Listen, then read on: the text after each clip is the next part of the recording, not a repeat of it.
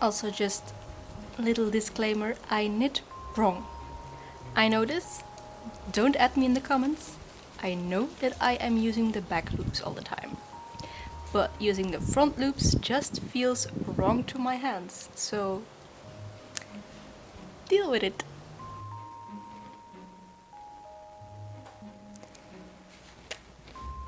Yeah, no, that's not true.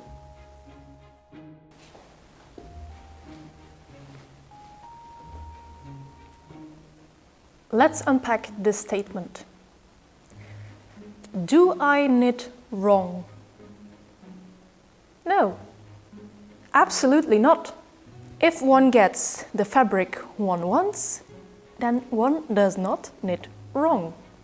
It's as clear as that. Now, why did I, a fresh-faced YouTuber at the time, say to you that I knit wrong? That answer is not so simple. And that is what I want to unpack in this video. There are some personal reasons to why I say I knit wrong, and there are also some societal reasons to why I said I knit wrong. If I don't knit wrong, then how do I knit? My knitting style is called Eastern Uncrossed knitting. And the fact that you might not have heard of this before is part of the societal reasons why I thought of myself to be knitting wrong. I will, in a later part of this video, explain a bit more about Eastern Uncrossed, but right now let's first dive into the reasons why I thought of myself as knitting wrong. First, on a personal level, I was taught how to knit by my grandmom, and she taught me how to knit when I was 6. But then, when I was 10, she did something that would completely change my mind, change my worldview, change everything. It would put my world upside down. She taught me how to crochet. I was hooked. Pun very much intended. So from 10, 11 to 20, I was crocheting. I crocheted everything.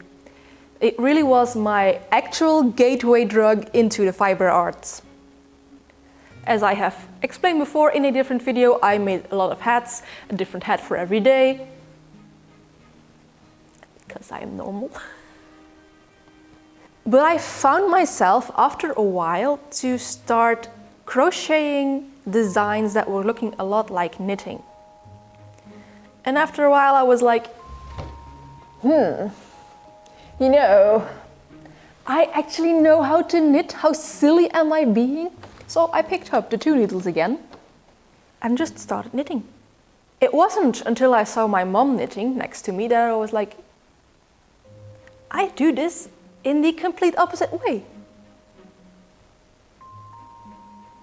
And she said to me, and this is probably one of the reasons why I thought I was wrong, yeah, but don't show your grandmom, because she will relearn you how to knit all over again.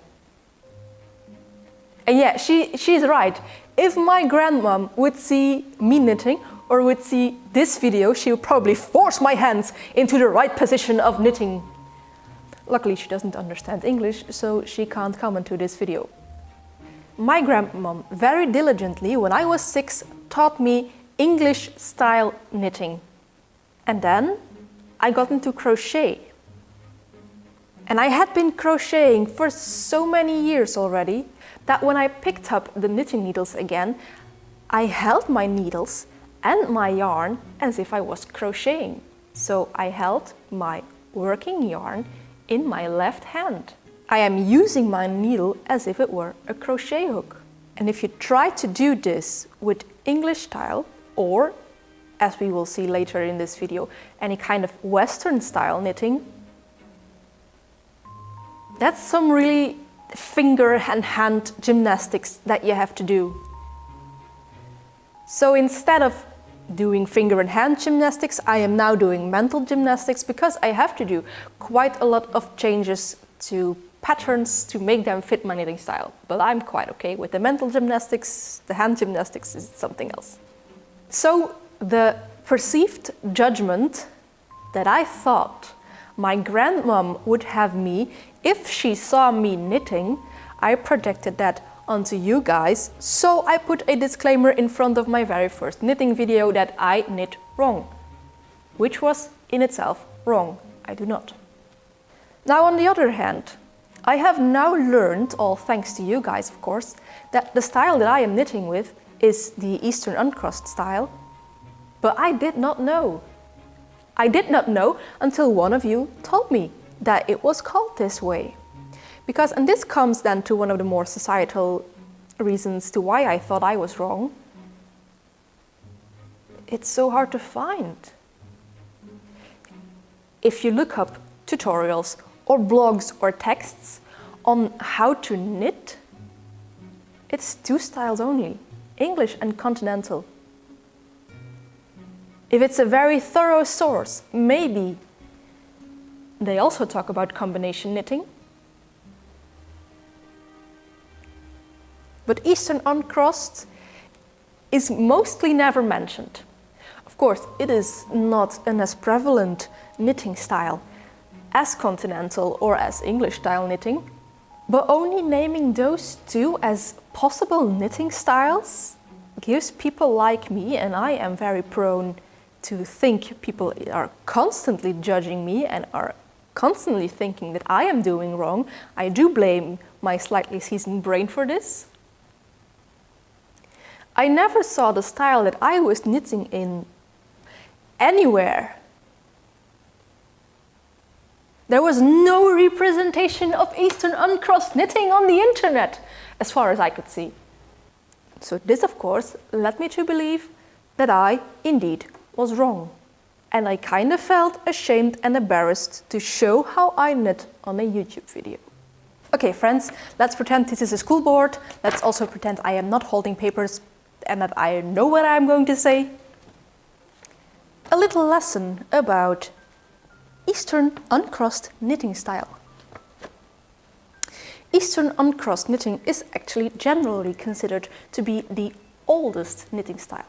Eastern Uncrossed creates both knit and purl stitches mounted in the Eastern style with the leading leg of the stitch behind the needle. The stitches are all worked through the back loop / through the leading leg, effectively untwisting each stitch as they are made. The yarn is tensioned or held in the left hand opposite the working needle. The stitches are mounted in the Eastern orientation, needle is held in typical fashion, stitches are wrapped Eastern style, knit is over the needle and purl is under the needle. I just said that Eastern Uncrossed is looked upon as the oldest style of knitting. Well, knitting actually has a surprisingly lost history. Carbon dating places the oldest knit object in the 5th century in Egypt. Though the objects that we have are very decorative, very pretty, very dainty, so we can assume that knitting is actually older than this, but we cannot say for certain. Now, Egypt, that's rather Eastern, isn't it? Eastern Uncrossed?